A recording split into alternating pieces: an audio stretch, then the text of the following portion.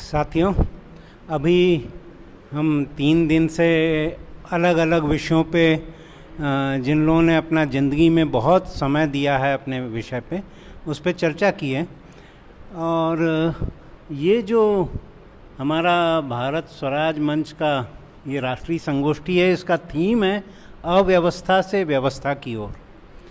तो मुझे लगता है कि इस विषय पे थोड़ा फोकस करके मैं अपनी बात रखूं। तो ये व्यवस्था क्या है, पहले इसको समझना पड़ेगा कि व्यवस्था है क्या। तो व्यवस्था चलती है, हाँ, ये व्यवस्था चलती है संविधान और कानूनों से। तो ये जो भी पूरा सब चल रहा है, सारा काम धाम, ये एक संविधान से चल रहा है, एक कानून से चल रहा है। और हमारा जो संविधान बना है ये बहुत अच्छा बना है, ऐसा कहा जाता है। पर 3 लाख तो सरकारी आंकड़ों में किसान आत्महत्या कर चुके हैं, बल्कि वैसे देखें तो 10 लाख किए होंगे। पर संविधान में उसमें किसी के खिलाफ कोई कार्रवाई नहीं हुई और 10 लाख लोगों ने आत्महत्या कर ली। तो इसमें कहीं ना कहीं या तो संविधान के इंटरप्रिटेशन में खोट है और या तो संविधान में खोट है। लोकतंत्र हमारे संविधान में लिखा हुआ है। अब लोकतंत्र में बहुमत का शासन होता है और अब्राहम लिंकन ने कहा था government of the people, by the people, for the people. पर यहाँ तो OFF ऑफ द पीपल है, हाँ, FAR फॉर द पीपल है और BUY बाय द पीपल है। मतलब यहाँ पे वो सरकार है ही नहीं है और बहुमत जो है वो किसानों का है देश में, पर किसान की कोई सुनवाई नहीं हो रही है। न्यायपालिका का देखो तो करोड़ों जो हमारे मुकदमे हैं वो वर्षों से लंबित हैं, कहीं न्याय मिल नहीं रहा है। और सुप्रीम कोर्ट के कई रिटायर्ड चीफ जस्टिस और जजेस लोग कह चुके कि ये न्यायपालिका पूरी ध्वस्त हो चुकी है। तो और जहाँ तक किसानों की बात है तो वो तो दुर्गति है ही है उनकी। और गांव की ये हालत है कि गांव छोड़ छोड़ के आदमी भाग रहा है, पलायन कर रहा है, किसानी लोग छोड़ रहे हैं खेती। तो ये अव्यवस्था क्यों है, इसको थोड़ा सा हम लोग कई साल से डॉक्टर ब्रह्मदेव शर्मा जी के साथ काम करते हुए इस पे विचार करते थे। तो एक बार संविधान और सुशासन को लेके हमने सेवाग्राम में एक कार्यशाला की थी और उसमें ठाकुरदास बंग जो गांधी जी के काफ़ी करीबी थे और सेवाग्राम के इंचार्ज थे उस समय, उनको बुलाया था। तो उनने उद्घाटन में बड़ी अच्छी बात रखी थी, वो मुझे लगता है यहाँ मुझे आप सबके साथ शेयर करना होगा। तो आपको सबको मालूम है कि जो संविधान भारत का बना था वो अंग्रेज़ों के ज़माने में बना था। एक BN राव अंग्रेज़ों ने ICS को डिप्यूट किया था जो काम कर रहा था, और उसके बाद जो उसकी कॉन्स्टिट्यूएंट असेंबली के जो मेंबर्स थे वो एडल्ट फ्रेंचाइज से आए हुए लोग नहीं थे। वो जो चौकीदारी टैक्स देता था, जो ग्रेजुएट थे, ऐसे लोग थे और राजाओं के प्रतिनिधि थे। इस प्रकार से कॉन्स्टिट्यूएंट असेंबली बनी थी। तो उसने 3 साल काम किया और 3 साल काम करने के बाद जब एक ड्राफ्ट तैयार हुआ वो 1948 के करीब में, और 1947 में जब देश को आज़ादी मिली तो कॉन्स्टिट्यूएंट असेंबली काम कर ही रही थी। जो ड्राफ्ट तैयार हुआ उस ड्राफ्ट में उन्होंने शुरू में ये लिखा, we the people of India, हम भारत के लोग इस संविधान को बना रहे हैं।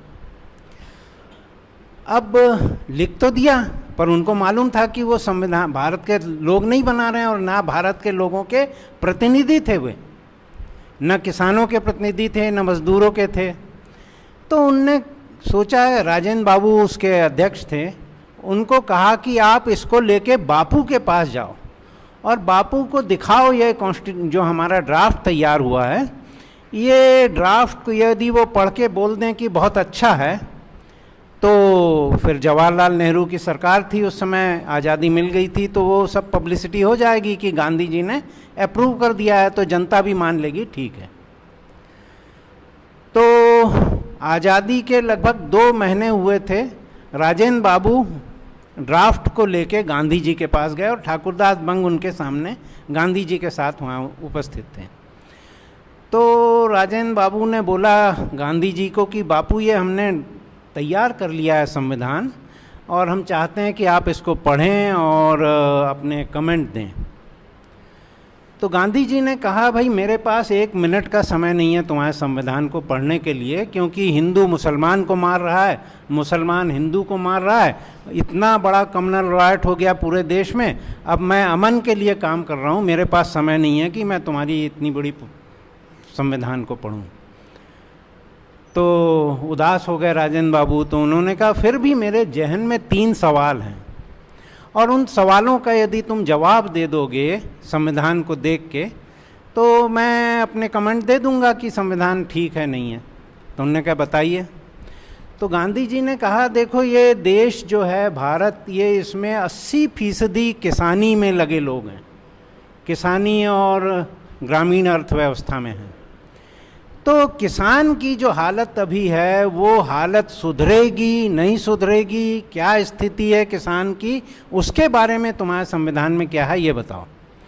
फिर उन्होंने कहा दूसरा सवाल ये है कि भारत 7.5 लाख गांव का, गांधी जी 7 लाख गांव कहते थे, तो क्योंकि आज़ादी के पहले वो 7 लाख गांव थे, तो 7 लाख गांव का ये जो भारत था, ये इसके हर गांव एक गांव गणराज्य थे, उनकी पूरी व्यवस्था गांव ही अपना चलाता था।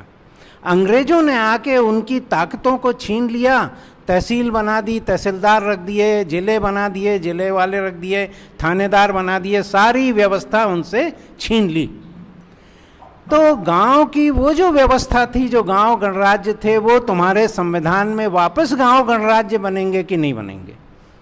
और तीसरा उन्होंने कहा कि जो समाज में आपस में लोगों का विवाद होता है उसको समाज ही मिल बैठ के, पंचायत जैसे बैठ के अपना सुलझा लेते थे।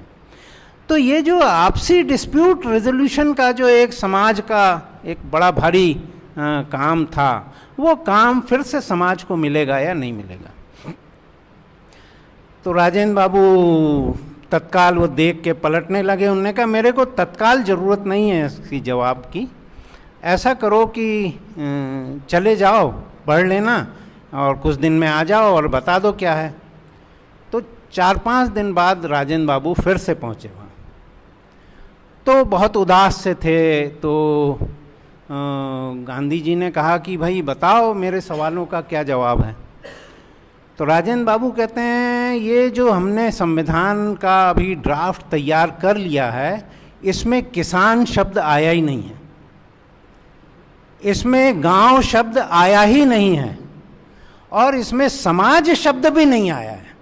अब आप आज भी देख लीजिए, ये तीनों शब्द भारत के संविधान में नहीं है। हम लोग छुटपन में लिखते थे ये कहानी, ऐसे लिखते थे ना, भारत गांव प्रधान देश है, किसान यहाँ पे सब खेती करते हैं, किसान बहुत ज़्यादा, पर वो संविधान सभा को इसकी कहीं मतलब ये उनको ये था ही नहीं कि इसके बारे में लिखें, क्योंकि वो तो कहीं ऑस्ट्रेलिया के संविधान में क्या लिखा है, कहीं आयरलैंड के संविधान में क्या लिखा है, कहीं ब्रिटेन के संविधान में क्या लिखा है, वो यही करके सीजर पेस्टिंग वेस्टिंग कर दिया था उन्होंने। तो अब गांधी जी ने कहा ये 3 शब्द नहीं है तो ये तुम किस देश का संविधान बना रहे हो, ये भारत का संविधान नहीं हो सकता, और ना इससे गांव का भला होगा, ना किसान का भला होगा, और न समाज को वो शक्तियाँ मिलेंगी जो शक्ति की एक प्रबल राष्ट्र बनने के लिए ज़रूरत होती है। तो अखबारों में आ गया कि Gandhi has rejected the draft of Indian constitution. तो बड़े डिमोरलाइज हो गए सबके सब। फिर उनने कहा भाई अब बापू तो कह रहे हैं कि अब हम लोग गांव-गांव में लोगों से पूछें संविधान में क्या लिखना चाहिए, फिर 2-4 साल लगेगा। तो उन लोगों ने फिर आर्टिकल 40 डाला, उसमें 40वां वो एक आर्टिकल डाला और ये कह दिया कि वो गांव के जितने भी स्वायत्त शासन के सारे अधिकार देने के लिए पंचायतों का गठन कर दिया जाएगा, ये उसमें लिख दिया और वो डायरेक्टिव प्रिंसिपल में डाला। और फिर बापू से बोले बापू अब हम लोगों ने डाल दिया है, अब हम ही लोग सरकार हैं, हम ही लोग संविधान बना रहे हैं, ये सारी ताकत हम गांव को दे देंगे। और फिर वो हुआ तो कुछ नहीं। राजीव गांधी ने 74वां संविधान संशोधन जब लाए, कहाँ 94-95, तो वो कई साल तक वो काम हुआ नहीं। तो जो देश में आज गांव की दुर्दशा है, जो खेती की दुर्दशा है, जो किसान की दुर्दशा है, जो न्यायपालिका में इतने सारे, ये सारे के सारे जो इसका जेनेसिस देखेंगे तो संविधान में ही है कि उन्होंने इस चीज को कभी केंद्रित करके अपनी बात व्यवस्था बनाई ही नहीं थी। और ये जो गलत व्यवस्था बनी थी, उस गलत व्यवस्था का परिणाम ये है कि आज हम तमाम चीज़ें यहाँ भुगत रहे हैं। अब जब संविधान बना था तो उसमें ये कहा गया है, मतलब संविधान का ये था कि जो कानून है वो संविधान लक्ष्य है और कानून उन लक्ष्य को प्राप्त करने का रास्ता होता है। तो लक्ष्य जो है उसको प्राप्त करने का जो रास्ते थे वो तो अंग्रेजों के बनाए थे सारे के सारे। ट्रांसफर ऑफ पावर हुआ पर अंग्रेजों के बनाए किसी कानून को रद्द नहीं किया गया, वो कानून यथावत वही के वही चलते रहे। आज भी पुलिस का कानून 1860 का चल रहा है। अभी अभी अमित शाह ने पिछले कुछ 8 दिन पहले संसद में एक प्रस्ताव रखा कि हम 150 साल पुराना आईपीसी, सीआरपीसी और एविडेंस एक्ट को बदल रहे हैं क्योंकि वो गुलामी के लिए बने थे। अब गुलामी के बने थे तो 75 साल से किसी को ये संसद में होश ही नहीं आया कि ये गुलामी के लिए बने थे। उनने कहा है संसद में कि ये तो दंड केंद्रित थे, न्याय केंद्रित ही नहीं थे, तो अब हम न्याय केंद्रित बनाएंगे। अब उसका प्रस्ताव अभी वो सिलेक्ट कमेटी को दे दिया गया है। अभी भी 350 कानून जो हाउस ऑफ कॉमन्स में पास हुए थे वो कानून आज भी चल रहे हैं और उसी से सारी व्यवस्था चल रही है। दंड क्या है, अपराध क्या है, ये ब्रिटेन ने गुलाम देश के लिए जो बनाए थे उसी को हम ढो रहे हैं अभी तक का। इसलिए ये जो व्यवस्था है, ये हमको लग तो रहा है कि हम आज़ाद हो गए हैं, परंतु जो व्यवस्था है वो पूरी की पूरी उनके लिए बनी थी जो गुलाम को संचालित करने के लिए थे। तो मुझे लगता है कि सबसे पहले तो हमको अटैक करना पड़ेगा उन कानूनों के ऊपर जो कानून ब्रिटिश हुकूमत ने गुलाम रखने के लिए लोगों को बनाए थे, और उन कानूनों को बदलने की बात करनी होगी। और आज स्थिति यह है कि इतनी चुनाव हो रहा, अभी भी चुनाव हो रहा, राहुल गांधी और ये सब इंडिया जो बन गया है वो कह रहे हैं, पर किसी के एजेंडा में आप ये नहीं देखेंगे कि हम गुलामी के कानूनों को बदलेंगे।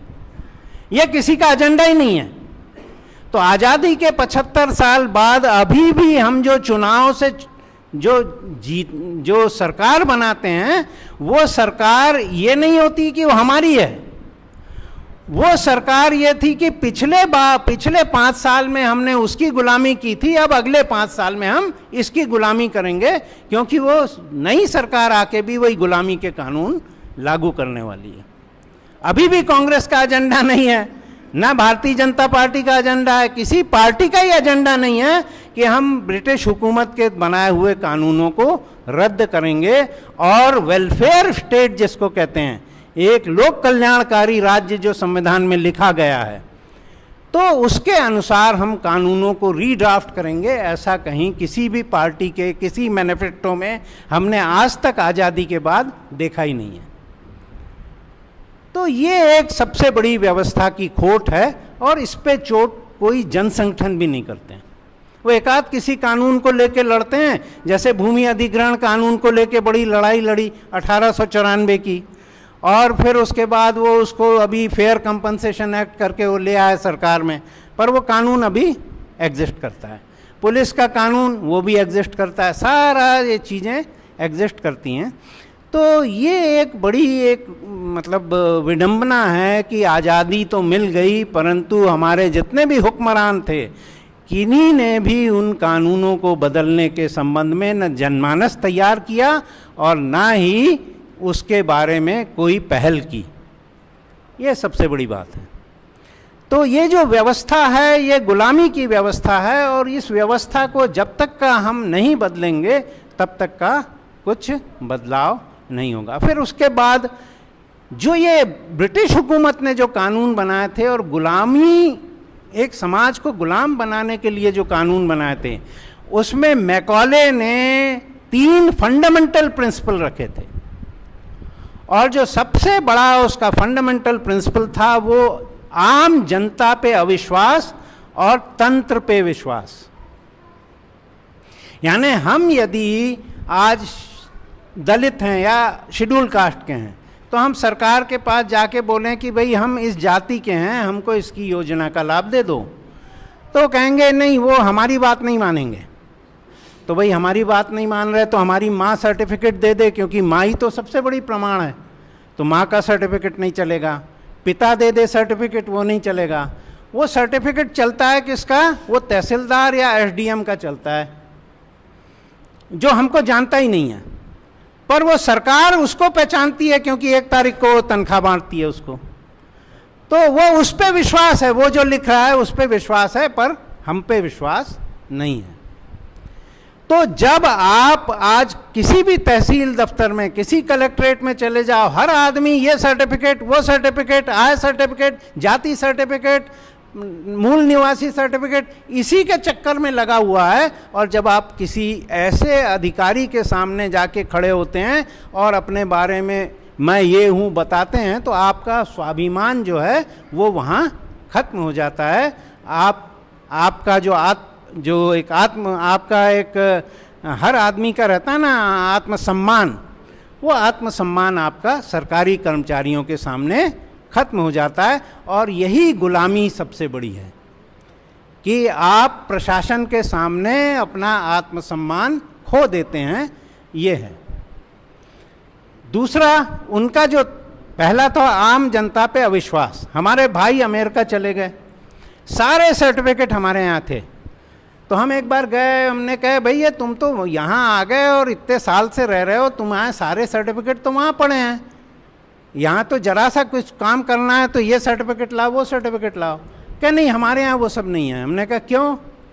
कहे हमारे यहाँ यदि किसी अधिकारी के सामने आपने कुछ लिख दिया है और दस्तखत कर दिया है तो वो उसको मान लेते हैं, और यदि वो गलत निकला तो 10 साल की सजा है।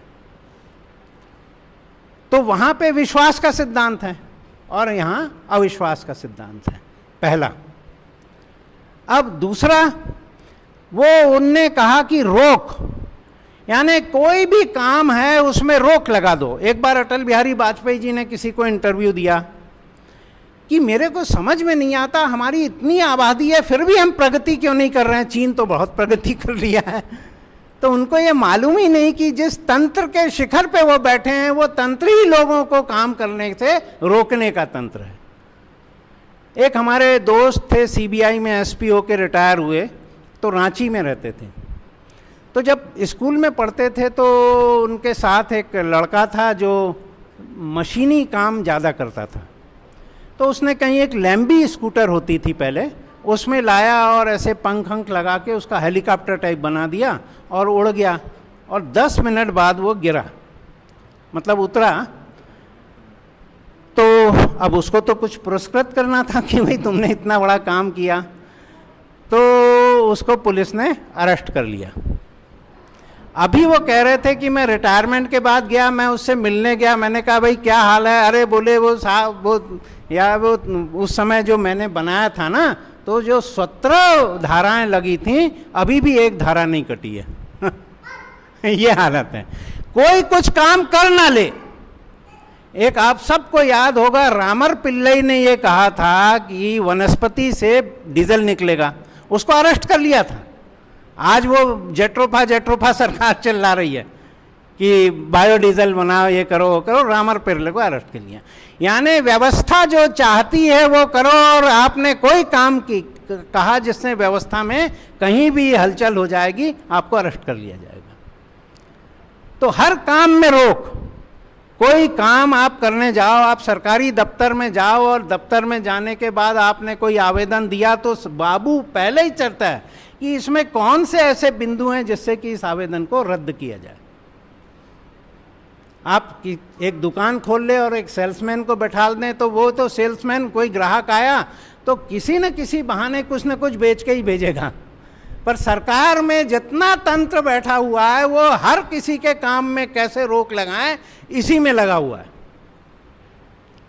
और कुछ अधिकारी लोग जो बहुत जल्दी काम कर लेते हैं तो बाद में कहते हैं यार मेरे ऊपर शक होता है कि ये रिश्वत खाता होगा इसलिए ये सबके काम कर देता है। तो ये एक है अविश्वास का सिद्धांत, रोक का सिद्धांत, और तीसरा था वो लूट का सिद्धांत। तो लूट का सिद्धांत में जल, जंगल, जमीन ये सब सरकारी हो गई है। आप भी यदि किसी ज़मीन के मालिक हैं तो आप ये मत समझिए कि आप मालिक हैं क्योंकि आप उसकी लैंड रेवेन्यू देते हैं, और लैंड रेवेन्यू मालिक को देते हैं। इसका मतलब कि एमिनेंट डोमेन का प्रिंसिपल है जिसके तहत पूरे धरती की जो भारत की ज़मीन है वो ज़मीन, जंगल और जल वो सब सरकारी हैं।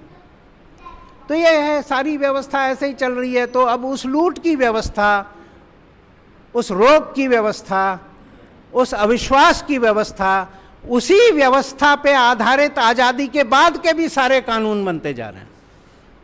तो जब तक आप इन 3 फंडामेंटल प्रिंसिपल्स को नहीं बदलेंगे, जब तक आप विश्वास का सिद्धांत नहीं लाएंगे, जब तक आप लोगों के काम में मदद का सिद्धांत नहीं लाएंगे, जब तक आप लोगों को उनके रिसोर्सेस पे अधिकार नहीं मानेंगे, तब तक ये व्यवस्था हमारे को गुलाम वाली व्यवस्था बनी रहेगी। और इसलिए इस व्यवस्था को बदलने के लिए ये बड़े फंडामेंटल बातें हैं जिनको कि हमको लगता है बदलना चाहिए।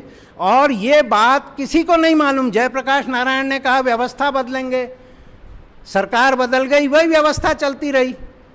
हाँ, सारे वही कानून चलते रहे। अभी भी मोदी जी आए थे, उनका भाषण था कि भाई हम व्यवस्था बदलेंगे, पर व्यवस्था नहीं बदली गई, वही व्यवस्था अभी भी चल रही है। क्योंकि हमारे हुक्मरानों को मालूम ही नहीं कि व्यवस्था क्या है और कैसे बदलेगी।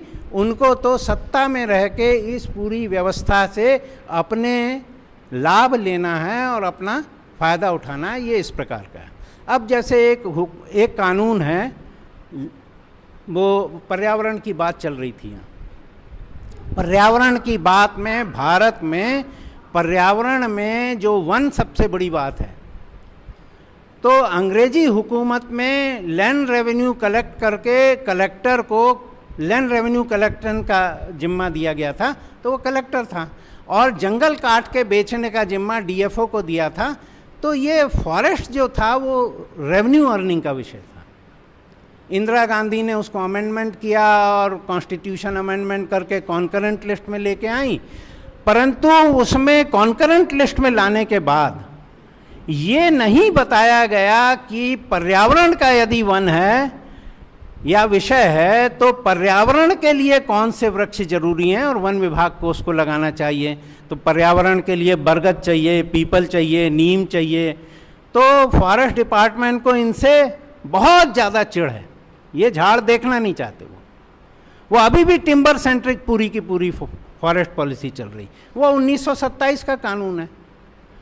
अभी ये वाला कानून आया जो राइट टू इन्फॉर्मेशन कानून आया, पर ऑफिशियल सीक्रेट एक्ट 1923 का अभी भी चल रहा है। और उस ऑफिशियल सीक्रेट एक्ट के तहत तो यह है कि यदि आप किसी सरकारी पुल, सरकारी बिल्डिंग, किसी की भी फ़ोटो खींच लें तो आपको अरेस्ट कर लिया जा सकता है, क्योंकि सरकारी किसी भी चीज़ की आप फ़ोटो भी नहीं खींच सकते उसमें। तो मुझे लगता है कि हमको ये पूरा एक स्टडी करनी पड़ेगी कि ऐसे कितने कानून हैं जिन कानूनों से कि आज लोगों के स्वाभिमान पे चोट आ रही है, उनके आजीविका पे चोट आ रही है, जल जंगल ज़मीन के ऊपर चोट आ रही है। तो इसको बदलने के लिए क्या क्या करना चाहिए, ये एक बड़ी भारी ज़रूरत है। और मुझे लगता है कि ये काम यदि नहीं होगा, ये काम आज तक आज़ादी के बाद किसी पॉलिटिकल पार्टी ने नहीं किया है, और यदि हम नहीं करेंगे तो हम कितना ही सिर पटक लें, व्यवस्था वैसी की वैसी चलती रहेगी। तो हमको व्यवस्था बदलने के लिए इस दिशा में काम करना होगा। और जब हमारा संविधान बन रहा था, तो संविधान बन रहा था तो उसी समय UN declaration of human right बन रहा था, और उसमें भारत का जो डेलीगेशन गया था जी, वो हंसा मेहता उसकी डेलीगेशन को लीड कर रही थी, JRD टाटा भी उसमें थे। वहाँ उन्होंने कहा कि ये जो पूरे 30 आर्टिकल्स हैं, ये इनको हम भारत के संविधान सभा को लाके देंगे और इसको एज इट इज़ हमारे संविधान में रख दिया जाएगा तो हमारा संविधान दुनिया का सबसे अच्छा संविधान बन जाएगा। ऐसा उन्होंने भाषण दिया, लाके कॉन्स्टिट्यूएंट असेंबली को दिया। अब उसमें से एक उदाहरण हम आपको देते हैं जिससे कि गरीबी क्यों है देश में वो समझ में आ जाएगी। उसमें आर्टिकल 23(3) है, उसमें हकदारी का सिद्धांत लिखा गया है और हकदारी के सिद्धांत में यूएन डिक्लेरेशन में कहा गया है कि काम करने वाले हर व्यक्ति को इतना पारिश्रमिक दिया जाएगा जो उसके परिवार के भरण पोषण के अनुकूल हो। भारत के संविधान निर्माताओं ने उसको जब रखा आर्टिकल 43 में, खोल के देख लीजिए, तो जहां परिवार लिखा था वहां निर्वाह कर दिया, निर्वाह।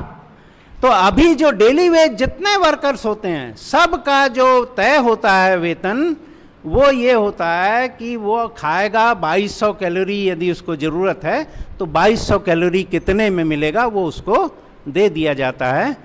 अब उसके पूरे परिवार के हर सदस्य को काम करना है और यहाँ पे जो ऑर्गेनाइज सेक्टर है, जो सरकारी कर्मचारी है, उसको जो वेतन मिलता है वो परिवार का वेतन है। एक आदमी काम कमा रहा है, 5 आदमी का वेतन मिल रहा है।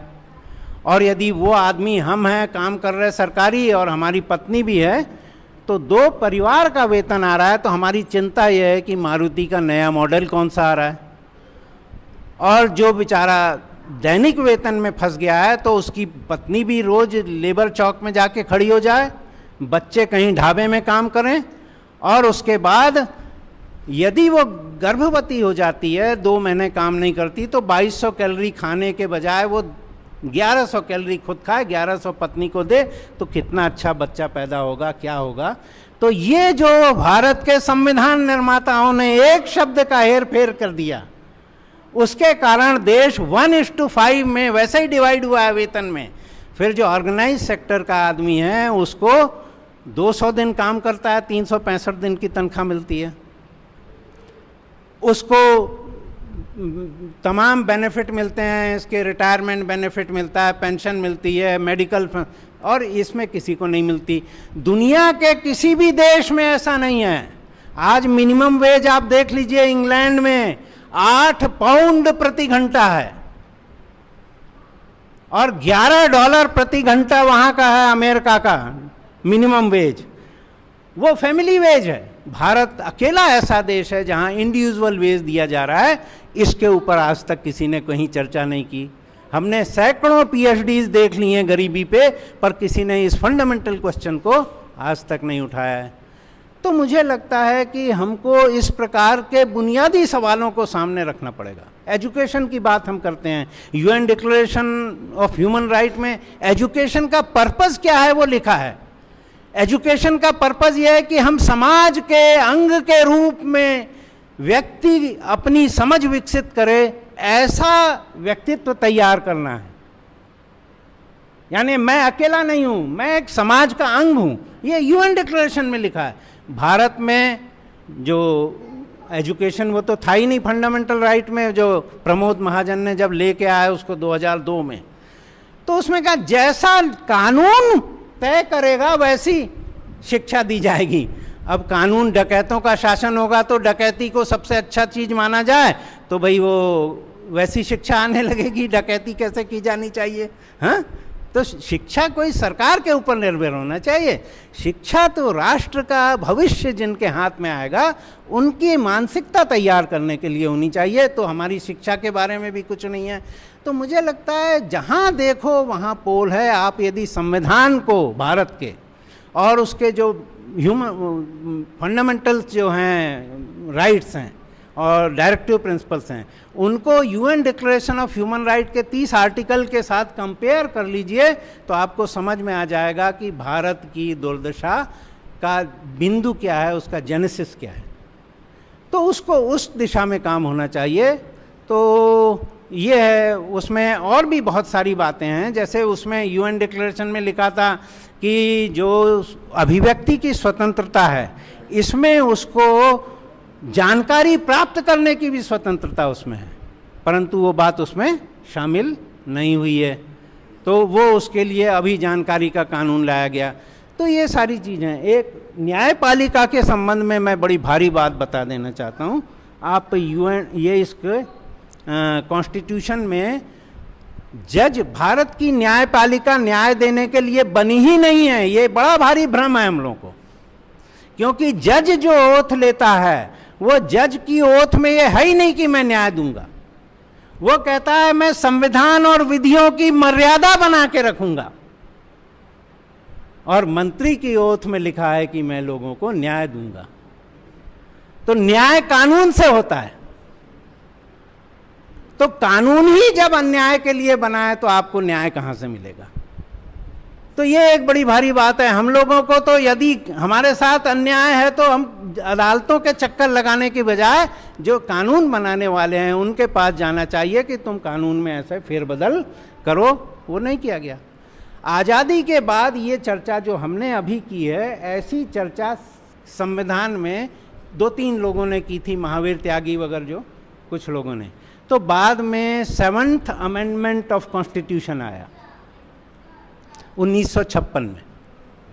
उस 7th अमेंडमेंट में एक अधिकार दे दिया गया, राजेंद्र बाबू राष्ट्रपति थे, कि भारत के राष्ट्रपति को यह अधिकार दिया जाता है कि ब्रिटिश हुकूमत के जितने भी कानून हैं आज़ादी के पहले के, उन सब की समीक्षा करके 1 साल के भीतर उसको चाहे जैसे संशोधन कर दें या रद्द कर दें, उस पे संसद की कोई मुहर की जरूरत नहीं होगी। अब रावण जैसे 10 सिर भी होते यदि हमारे वो राजेंद्र बाबू के, तब भी ये काम तो संभव नहीं था। 1 साल में 400-500 कानूनों की समीक्षा कर, ये तो जवाहरलाल नेहरू का काम था। ये कमीशन नियुक्त करते और जो इस काम को करता और फिर राष्ट्रपति को सलाह देता। वो काम हुआ नहीं तो राजेंद्र बाबू ने कुछ किया नहीं। अब राष्ट्रपति ऐसा कोई पीएचडी करने वाला स्टूडेंट तो है नहीं कि अब उसी में बैठ जाएगा वो सब करने, तो वो सब हुआ नहीं। तो ये मान लिया गया उसके बाद कि आज राजेंद्र बाबू ने सारी ऑडिटिंग कर ली है सारे कानूनों की, और अब ये सारे कानून भारत के संविधान के अनुकूल हैं, ये मान लिया गया। अब आप उसको देखिए थोड़ा सा, और वो काम आज तक नहीं हुआ है। और लॉ कमीशन बनता है भारत में, लॉ कमीशन सुप्रीम कोर्ट के रिटायर्ड जज का होता है। तो उसका पहले तो काम था कि डायरेक्टिव प्रिंसिपल में जो बातें लिखी हैं उसके अनुसार कानून बन रहे हैं या नहीं बन रहे हैं। जब से ये मनमोहन सिंह आया 91 फाइनेंस, वो जब एलपीजी का आया, उसके बाद फाइनेंस कमीशन को जो रिकमेंडेशन दी गई है, जो मैंडेट है उसका, उसमें है नई अर्थनीति के अनुकूल कानूनों को कैसे बदला जाए इसकी सिफारिश करो। अब इस पे भी कहीं कोई चर्चा नहीं होती, इस पे भी कोई बात नहीं करता है, लड़ाई करते रहते हैं यहाँ। तो ये सरकार तो उस दिशा में आगे बढ़ रही है इस प्रकार से। तो हमको लगता है कि इस प्रकार से हमको अपनी सब चीज़ों को देखना चाहिए और व्यवस्था में खोट कहाँ है इसको देखना चाहिए। हमारा सुझाव यही है कि जनता की ओर से जाए कि हम अविश्वास के, ये आरएसएस के बड़े भारी प्रचारकों की एक कार्यशाला हुई भोपाल में, उसमें लगभग 3 राज्यों के आरएसएस के प्रचारक आए थे, हमको बुलाया गया, हमने यही बात कही थी। तो प्रचारकों को बड़ा गजब का लगा, ये अच्छा है। फिर उनमें से बात फैल के गई तो मोदी जी तक बात पहुंची होगी, वो भी उस समय शायद प्रचारक रहे होंगे। तो उन्होंने एक अमेंडमेंट किया उस पर कि अब जो पहले वो अटेस्टेशन के लिए जाते थे ना वहाँ गस्टेड ऑफिसर के पास, तो अब सेल्फ अटेस्टेशन होगा डॉक्यूमेंट में। ये मोदी जी ने केवल इतना सा अमेंडमेंट किया। परंतु ये होना चाहिए कि आदमी जो कहे वो उसको सच्चा मानो, और यदि वो गलत कहता है तो उसको सजा दे दो। हाँ, तो इस प्रकार से हमको पूरे के पूरे हमारे जो जुरिस्प्रूडेंस है इसको ही पूरा का पूरा, हाँ और बहुत अहम मुद्दे आपके सामने रखे।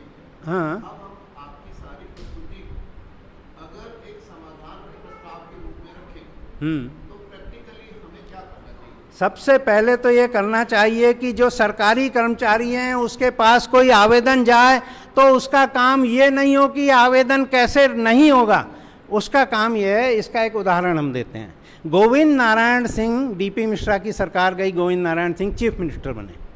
अब चीफ मिनिस्टर बने तो वो तो एडमिनिस्ट्रेशन से आए हुए थे, तो घूम घाम के आते थे, और उस समय सेक्रेटरी होता था, प्रिंसिपल सेक्रेटरी नहीं होते थे। सेक्रेटरी को बुला के बोले भाई हम यहाँ घूम के आए और लोगों की ये समस्या है, इसको ऐसे हल करना। तो अधिकारी बोलता था साहब ये तो नहीं हो पाएगा, ये प्रावधान नहीं है। तो कहते थे प्रावधान बनाने के लिए हम बैठे हैं, ये काम होना है, प्रावधान को कैसे बदला जाए उसका प्रस्ताव लाओ, अभी मैं गवर्नर से दस्तखत करा के तुमको देता हूँ। तो ये काम तो अभी कोई मंत्री नहीं करता, वो तो कानून का, व्यवस्था का गुलाम बन के काम करता है, ये इसका साफ प्रावधान नहीं है। अरे प्रावधान के लिए तो तुमको बैठाला है। तो इस प्रकार से हमको पूरी की पूरी जो एडमिनिस्ट्रेटिव सोच है उसको बदलाव करना पड़ेगा, और उसके लिए जनमानस तैयार करना पड़ेगा, उसके लिए आंदोलन करने पड़ेंगे। लोगों के आवेदन रद्द करना नहीं है। तेरे को हमने आवेदन दिया है, हम कानून के ज्ञाता नहीं है, तेरे को कानून मालूम है, तनख्वाह उसकी मिल रही है, इसको कैसे संशोधित करके आवेदन लगाया जाए ताकि इसका काम हो जाए।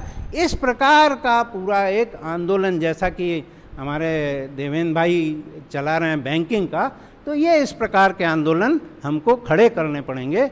और जब तक ऐसे नहीं होंगे, और जितने ब्रिटिश हुकूमत के कानून हैं सबको रद्द कर देना पड़ेगा। अब वो उसका जल जंगल ज़मीन का सारा मामला जो है, forest, Indian forest act 1927, Indian forest act 1927 में फॉरेस्ट की डेफिनेशन ही नहीं है, फॉरेस्ट डिफाइन नहीं है उसमें। और उसमें क्या है, फॉरेस्ट प्रोड्यूस लिखा है, मतलब झाड़ को काट दो तो वो फॉरेस्ट प्रोड्यूस हो जाएगा। उसके ट्रांजिट के लिए जो टीपी लगती है उसके लिए वो कानून बना है। अब जो सबसे बड़ी बात यह है कि आज सारा जो भी काम हो रहा है वो सरकार कहती है हम विकास कर रहे हैं, डेवलपमेंट। तो ये डेवलपमेंट क्या है? डेवलपमेंट भारत के कॉन्स्टिट्यूशन में डिफाइंड ही नहीं है, ये कॉन्स्टिट्यूशन में डेवलपमेंट शब्द ही नहीं है। अब डेवलपमेंट शब्द नहीं है तो सरकार क्या कहती है? सरकार निर्माण को विकास कहती है, निर्माण, कंस्ट्रक्शन इज डेवलपमेंट। और जब मनमोहन सिंह आ गए, जीडीपी नहीं, वो आ गया पूरा का पूरा, जो एलपीजी आ गया, लिबरलाइजेशन, प्राइवेटाइजेशन, ग्लोबलाइजेशन, तो अब डेवलपमेंट का जो पैरामीटर है वो जीडीपी हो गया है, कि जीडीपी की ग्रोथ होगी वही डेवलपमेंट कहलाएगा। अब यदि आपने पैदल चले गए तो आप राष्ट्र की मतलब प्रगति में योगदान नहीं कर रहे हैं, पर आप यदि बड़ी महंगी कार से जा रहे हैं, पेट्रोल की खपत हो रही कार, तो वो आप जीडीपी में कंट्रीब्यूट कर रहे हैं। आप यदि स्वस्थ हैं तो आप देश के लिए कोई काम नहीं कर रहे हैं, आपने बाईपास सर्जरी करा ली तो मेडिकल सर्विस जो है उसको 3 लाख का कंट्रीब्यूशन दे के आ गए, तो जीडीपी में आपका योगदान हो गया। आपने 1000 झाड़ लगा दिए, जीडीपी में कोई कंट्रीब्यूशन नहीं है, पर उनको काट दो और आरा मशीन में भेज दो तो जीडीपी में कंट्रीब्यूशन है। तो जीडीपी की ग्रोथ वो तो पर्यावरण के खिलाफ ही है। वो कल बात प्रेजेंट किया सुधीर जी ने कि भाई जो इकोनॉमी है वो जब ग्रो करेगी तो वो तो एनवायरनमेंट उससे नाश ही होगा।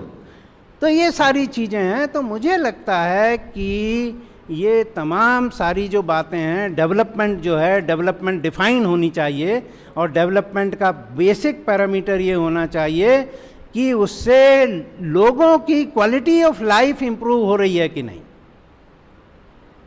तो लोगों की क्वालिटी ऑफ लाइफ इंप्रूव होगी तो उसको डेवलपमेंट कहेंगे। जीडीपी की ग्रोथ को डेवलपमेंट हम नहीं कह सकते हैं।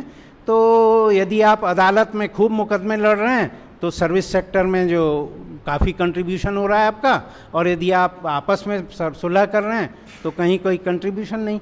तो ये जीडीपी का भी जो पूरा का पूरा ये खेल है, ये मार्केट सेंटर्ड है, ये पूरा का पूरा ये जो एलपीजी की मॉडल है उसके तहत जो जा रहा है, इस सब को चेंज करना होगा। और इस प्रकार के जब तक हम फंडामेंटल चीज़ों पे काम नहीं करेंगे तब तक का इस व्यवस्था को बदलने की बात सोचना भी मुझे लगता है ठीक नहीं। हाँ वर्मा जी, बहुत ही बुनियादी बातें आपने उठाई वर्मा जी, बहुत ही आपका स्टडी